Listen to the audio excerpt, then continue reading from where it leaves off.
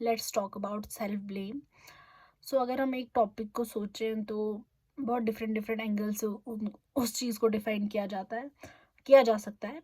But मैं self blame जिस बारे में मैं बात करना चाहती हूँ वो थोड़ा साइकोलॉजिकल है कि बहुत सारे लोग हैं जो हर छोटी छोटी बात पे अपने आप को ब्लेम करने लगते हैं। कोई दुखी हो गया, किसी का मुंह चढ़ गया, कोई आपको साइलेंट ट्रीटमेंट दे रहा है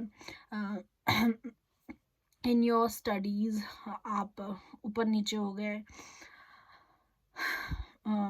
इन योर वर्क प्लेस भी किसी का मुंह बन गया या कोई दुखी हो गया या कोई अपनी वजह से दुखी है तो यू फील सब मेरी गलती है, सब मेरी गलती है ना, I have to fix everything. You feel that discomfort, ठीक है। तो you know what this self blame is, ये बचपन से आपके दिमाग में बिल्ड हुआ है। इसका ऑब्वियसली कॉज चाइल्डहुड है जितना मैंने एनालाइज किया है।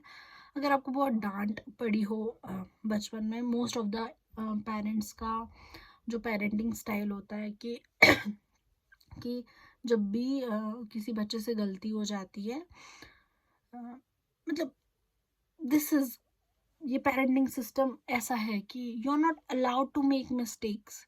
मतलब बहुत हार्शली डील किया जाता है इस चीज़ को।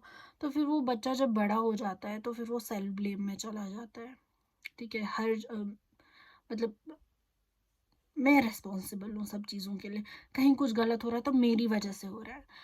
सो जो भी इंसान इस सेल्फ ब्लेम से गुजर रहे हैं, आई डोंट नो आपकी एज क्या होगी, and it's something, it is so deep rooted in your mind कि ऐसे 5 मिनट में आपके दिमाग से बाहर नहीं निकलेगी ये चीज़।